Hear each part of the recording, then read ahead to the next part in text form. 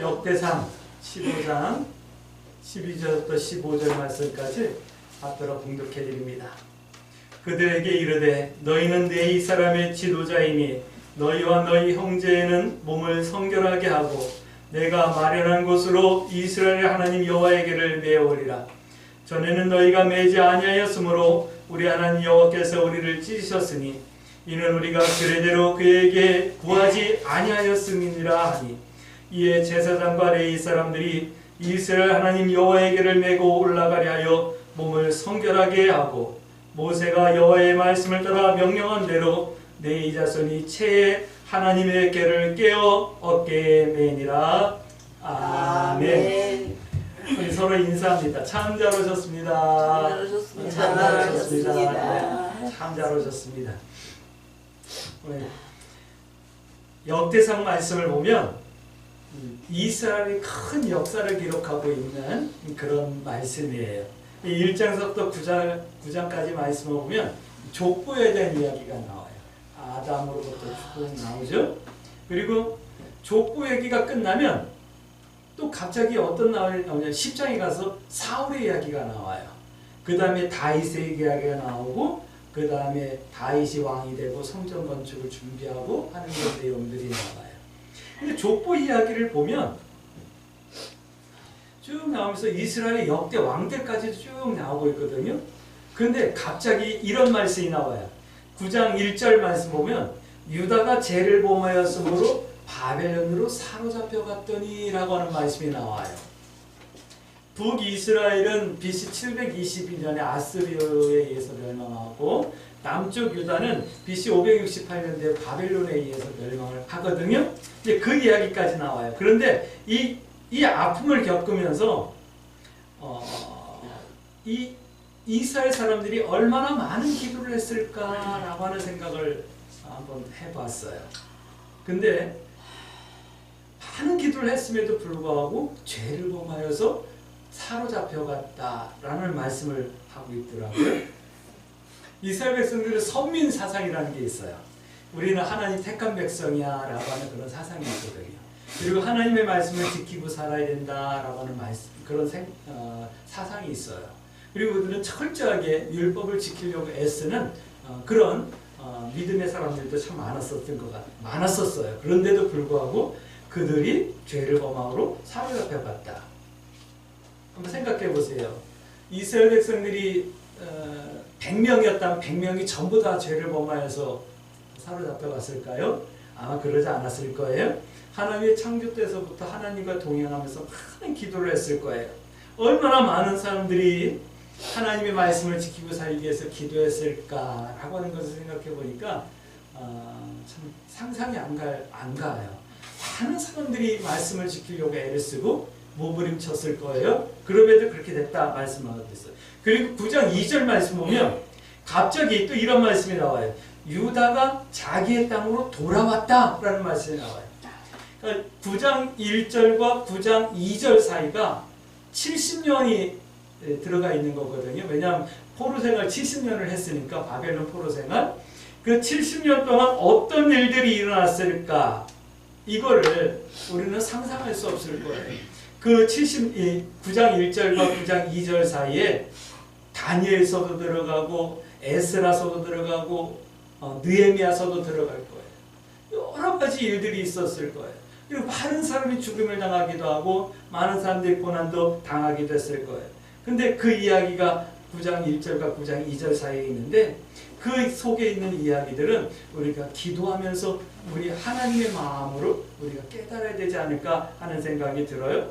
그리고 10장에서는 이런 말씀이 나와요. 사울에 대해서 말씀하는 10장서부터 사울에 대한 기록이 하면서 이런 말씀을 해요. 베냐민 지파 기스의 아들이다 라고 하는 말씀을 하는 거죠.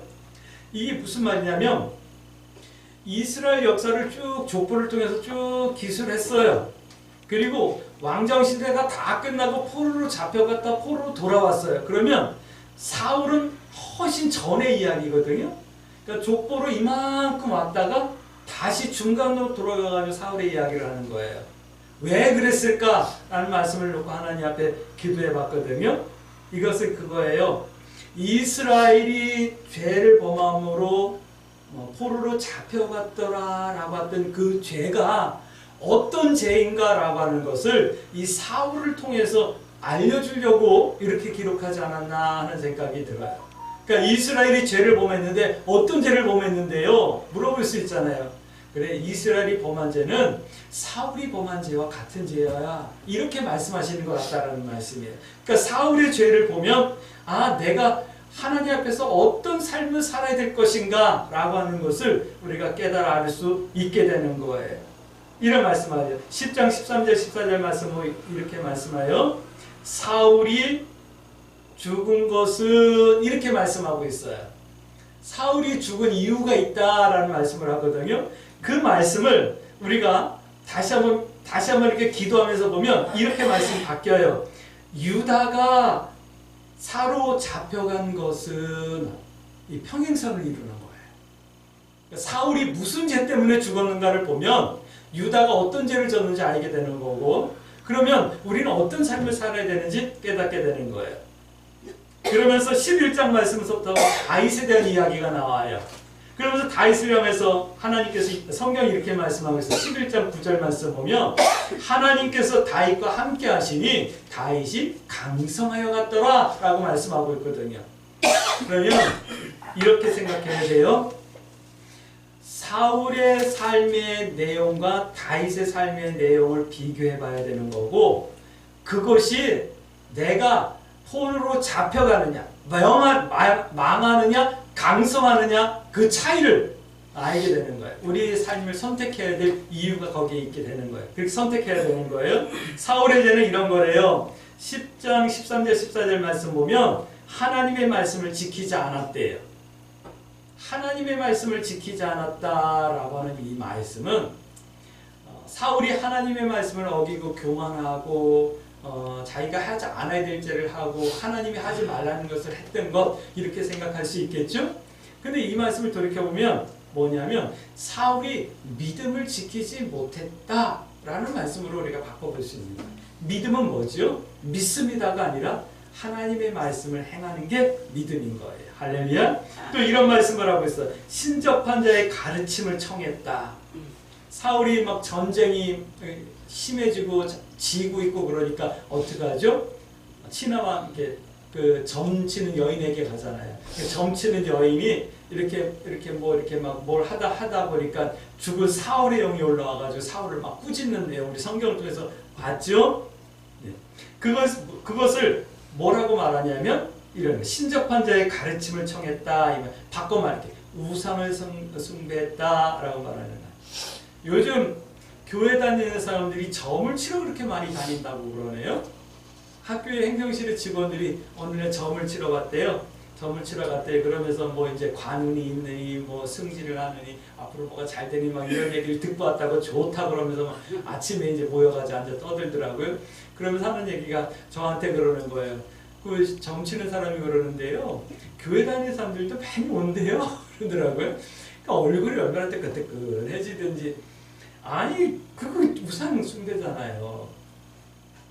궁금하죠? 내일이 어떻게 될지. 그러면 하나님 앞에 기도해야죠. 네. 그 다음에 세 번째 이런 게 기도하지 않았다라는 얘기를 하는 거예요. 고난이 오고 힘들 때 우리는 어떻게 하죠? 인간적인 방법을 찾죠. 고난이 오고 힘들면 누구한테 도움을 받을까 하고 이름을 막 생각해보고 핸드폰을 열어가지고 전화번호를 막 검색하면서 이 사람한테 전화를 해야 되나, 저 사람한테 전화해야 되나, 이러지 않나요? 고난이 오고 어려움이 오면 어떻게 해야 되죠? 하나님 앞에 나와서 기도해야죠. 할렐루야. 이 신앙인이에요. 근데 사울은 안 그랬거든요. 고난이 오고 힘드니까 인간적인 방법을 찾아내는 거예요.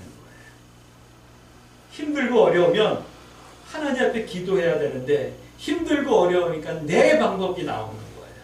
제사장이 와가지고 제사를 하나님 앞에 드려야 되는데 자기 마음이 조급해졌다고 자기가 직접 제사를 막 하고 분양을 하고 하는 이런 어리석음들을 범했던 거예요. 이것이 사울의 죄인데 이것이 유다가 포로로 잡혀갔던 죄인 거예요. 우리는 그렇게 살지 말아야겠죠.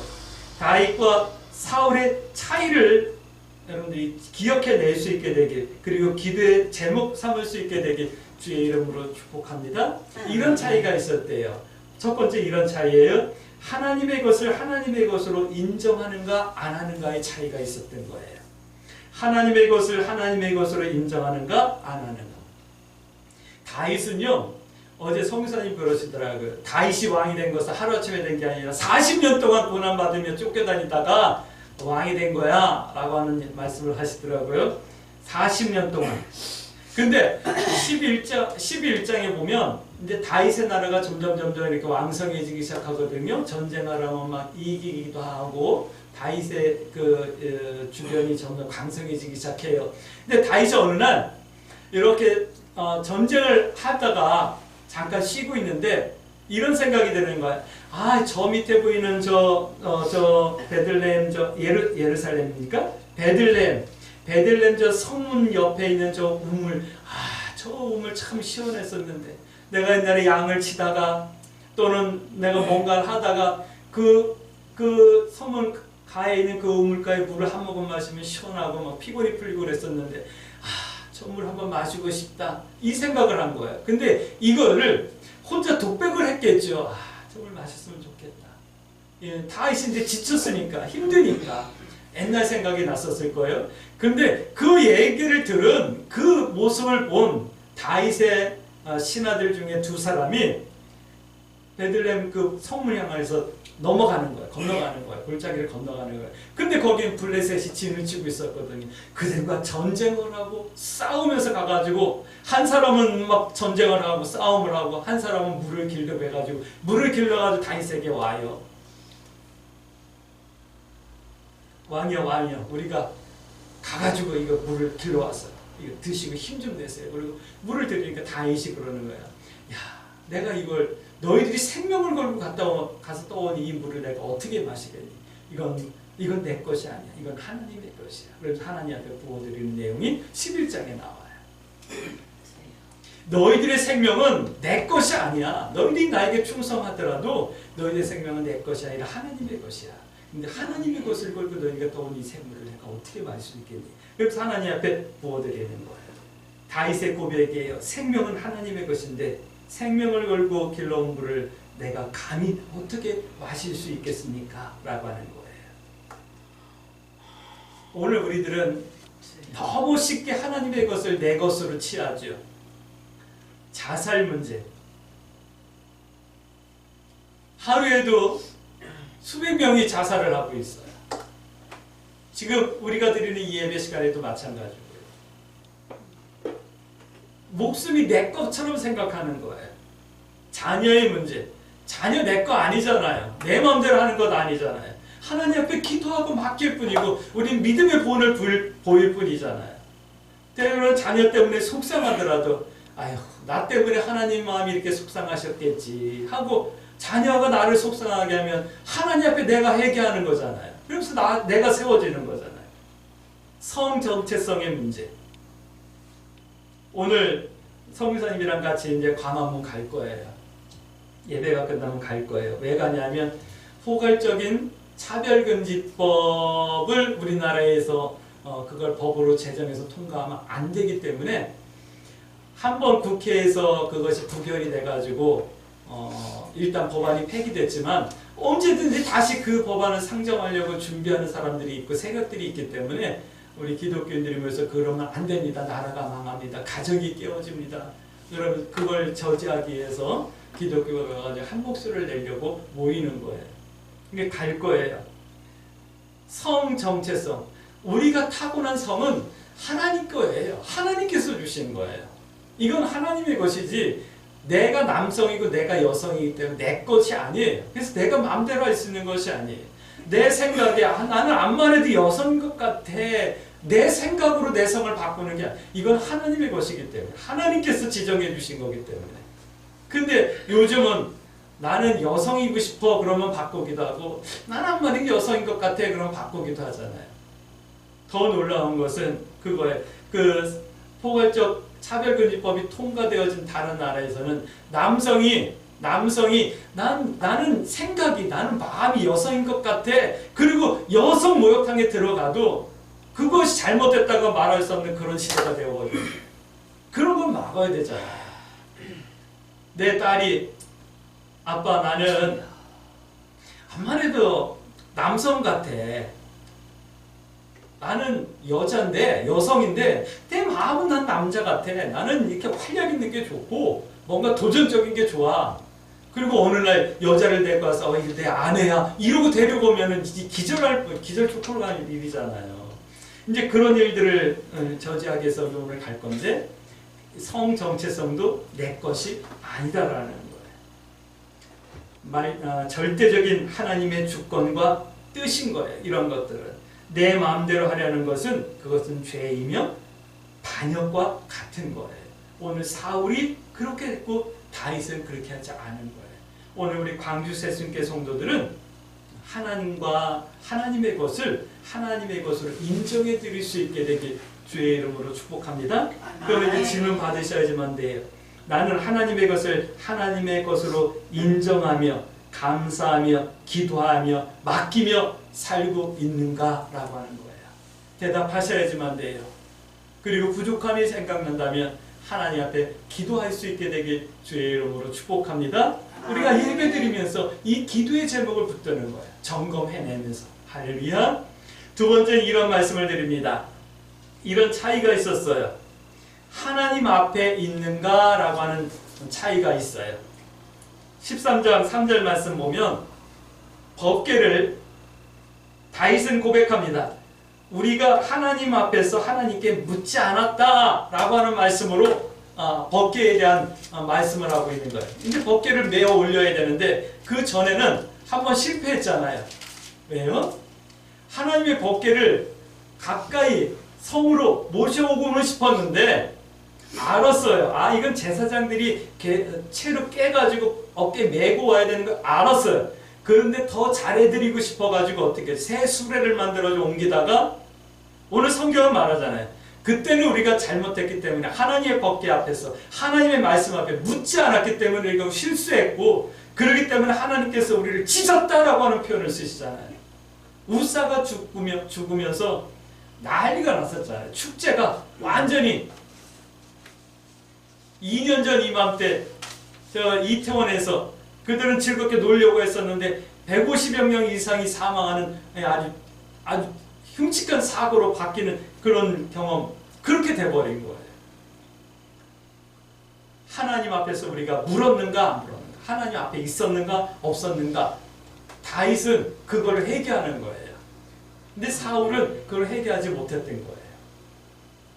이제 다윗처럼 하나님과 동행하고 살기를 원한다면 하나님의 말씀 앞에 서야 하는 거예요. 할렐루야. 아멘. 말씀에 물어봐야 하는 거예요. 그 기도하라는 말씀이 할렐루야. 아멘. 사무엘처럼 하나님, 내가 하나님의 음성을 듣기 위해서 준비하고 있습니다. 종이 듣겠습니다. 말씀하옵소서. 귀를 기울이고 깨어나야 하는 거예요. 할렐루야. 아멘. 지금이 이때인 거예요. 아멘. 비슷한 것 말고. 요즘은 비슷한 게 너무 많아요. 말씀대로 하셔야지만 돼요. 할렐루야. 13장 1절 말씀 보면 어깨에 매야 한다는 것을 알았음에도 어깨에 매지 않았기 때문에 새 수레를 만들었고 실어서 옮기다가 결국은 하나님의 징계를 받게 되는 모습을 우리는 볼 수 있잖아요. 다시 한번 질문 드립니다. 말씀의 거울 앞에 서실 수 있겠습니까? 말씀의 거울 앞에 서서 보이는 내 모습을 정돈하고 정의하시겠습니까? 아멘. 그렇게 할 수 있게 되길 주의 이름으로 축복합니다. 아멘. 하나님의 말씀이 이렇게 많은데 그럼에도 불구하고 말씀대로 사는 사람들이 많지 않은 것 같아 세상이 점점 어두워지지 않나 하는 생각이 들어요. 우리 광주 새순교는 많이 모이지도 않지만 우리 말씀대로 사십시오. 하나님의 말씀의 거울 앞에 매일 나를 비춰보며 정돈해 낼 수 있게 되길 주의 이름으로 축복합니다. 아멘. 세 번째 이런 말씀을 드릴게요. 문제 앞에서 어떻게 하고 있는가, 문제 앞에서 무엇을 하는가 한번 점검해 보셔야겠죠? 사울과 다윗의 차이예요. 14장 말씀부터는 다윗의 이야기가 말씀이 이제 집중적으로 나오고 있거든요. 다윗이 문제를 대하는 방법과 태도를 말씀하고 있는 거예요. 다윗의 문제는요, 전쟁의 문제였죠. 그 다음에 정권이 안정이 되어야 되는 그런 문제가 있었을 거예요. 이것이 아마 가장 시급한 그런 문제였을 거예요. 성경은 이렇게 증거해요. 14장 10절 말씀, 14장 14절 말씀 보면 다윗이 하나님께 물었다. 물었다 이 말은 기도했다 이 말씀이거든요. 가장 시급한 문제가 전쟁에서 이겨야 되는 문제예요. 가장 시급한 문제가 전쟁에서 이기고 이 땅을 평화롭게 해야 되는 문제가 있는 거예요. 이 문제를 놓고 하나님 앞에 물었다라고 말씀하는 거예요. 오늘 우리 광주 세습계 성도 여러분, 나에게 있어서 가장 시급한 문제가 뭘까요? 뭐 각자 다 다를 수 있죠. 어떤 분들은 건강의 문제, 어떤 분들은 자녀의 문제, 어떤 문제들은 재정적인 문제, 뭐 여러 가지 문제가 있을 거예요. 근데 참 안타까운 건 그거예요.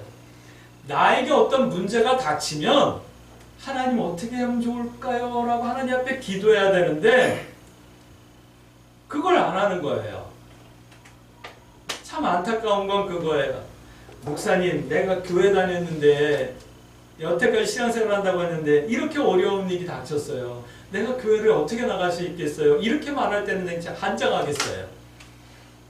아니, 어렵고 힘드니까 교회 더 나와서 하나님 앞에 기도해야죠. 할렐루야. 아멘. 몸이 아프니까 나와서 하나님 앞에 기도해야 되죠. 아멘. 나 지금 써야 될 재정이 없으니까 하나님 길을 열어주세요라고 하나님 앞에 불을 지져야죠. 아멘. 근데 그걸 못하고 주저앉아가지고 한숨만 내쉬고 있으니 참 목회자로서 답답하고 참 그런 거 있잖아요. 옛날에 박근혜 대통령이 내가 정치를 한 것에 대한 자괴감이 느껴진다 그러면서 하야에서 가시는 모습을 봤잖아요. 막 자괴감이 느껴질 때가 있어요. 아니 매주일 이렇게 말씀대로 살고 우리 동행하십시다. 하나님 의지하고 사십시다 그러는데 조금만 어려우면 하나님 있네 없네 그러고 사네 죽네 그러고 조금만 몸이 아프면 하나님이 나를 안 사랑하는가벼 그러면서 제멋대로 살려고 하고 이게 무슨 신앙이냐고. 오늘 우리 강주 세순교 성도 여러분 힘들고 어려울 때일수록 우리 하나님 앞에 기도하십시다. 겸손히 하나님을 의지하십시다. 14장 16절 말씀 보니까 또 이런 말씀을 하고 있어요. 다윗이 하나님의 명령대로 행하였더라 라는 말씀을 하고 있어요. 명령대로 행하여서 나가서 승리하였다 이 말씀을 하는 거거든요. 오늘 우리 광주 세순교 성도 여러분, 세상을 살아가는 방법이 뭐 다양하겠죠. 그렇죠? 내가 뭔가를 선택해낼 때 여러 가지 방법이 있을 거예요. 그러나 우리는 하나님의 방법과 하나님의 뜻을 선택해내셔야 되는 거예요. 그것이 신앙인 거예요. 그래서 우리가 세상 사람들과 다름이 거기서 나타나는 거예요. 그런 말 하잖아요. 넌 교회 다닌 사람이 왜 그래? 이 얘기를 하잖아요. 이 얘기를 여러분들 들을 수 있을까요? 들으셔야지만 돼요. 내가 세상 사람들과 다른 삶의 방법을 선택해내서 너 세상 사람 우리가 다르구나 라고 하는 얘기를 들어야지만 되는 거예요. 너 교회 다니는 사람이 왜 그래? 이 말은 교회 다니는 사람은 우리하고 다르게 선택하는데 너는 왜 우리하고 똑같이 선택하니? 이 말이거든요. 이게 참 부끄러운 말이잖아요. 근데 그럼에도 불구하고 당당하셔야 되는 것은 내가 교회 다니는 사람일 때 우리하고 완전히 다르구나 이 얘기를 들을 정도면 뭐 천국에 가서 주님 편에 있어야죠. 근데 우리가 아직 이 땅에 산다라는 것은 아직 우리가 변화되어야 될 내용이 많다라는 거예요. 아직까지도 내가 주님 닮아야 될 부분이 많이 남아있기 때문에 교회 다니는 사람이 왜 그래 그런 소리 들어도 그래 내가 아직 믿음이 부족해서 그래 근데 멀지 않아 될 거야 그러니까 조금만 좀 기다려주고 용납해주라. 나 정말 신앙인다운 사람 한번 되보고 싶다. 좀 당당해야죠. 할렐루야. 아멘. 하나님의 명령대로 행하셔요. 세상 사람들이 요구하는 너희는 우리와 다르잖아라고 하는 그런 요구 너희는 우리가 다르게 살아야 된다라고 하는 그 요구에 여러분들이 부합해 드리셔요. 그것이 빛이 되고 소금이 되는 거예요. 똑같이 살면서 무슨 빛이 되고 소금이 되겠어요. 오늘 우리는 다윗처럼 하나님의 명령을 행하는, 하나님의 말씀을 행하는 그런 성도들이 되어야 되는 거예요.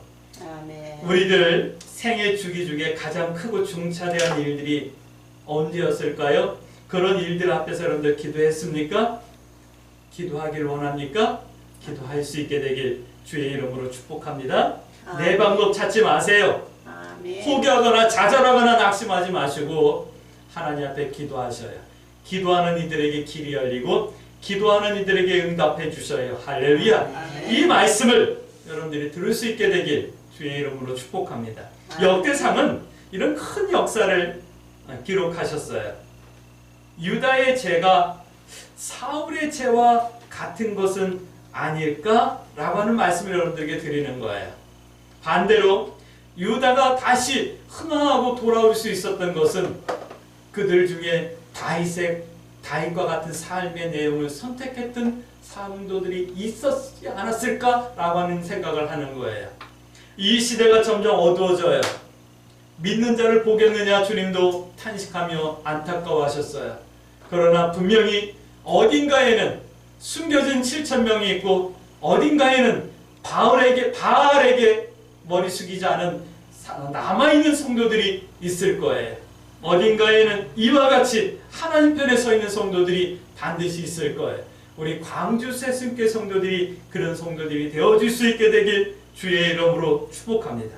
다윗이 하나님께서 함께 하심으로 점점 더 강성해졌다 성경은 증거하고 있어요. 사울의 삶의 모습과 하나님을 대하는 모습이 나의 모습은 아니었을까 이 시간 점검해 보셔야지만 돼요. 그리고 다윗과 같은 삶의 내용을 선택해 내셔야지만 돼요. 할렐루야.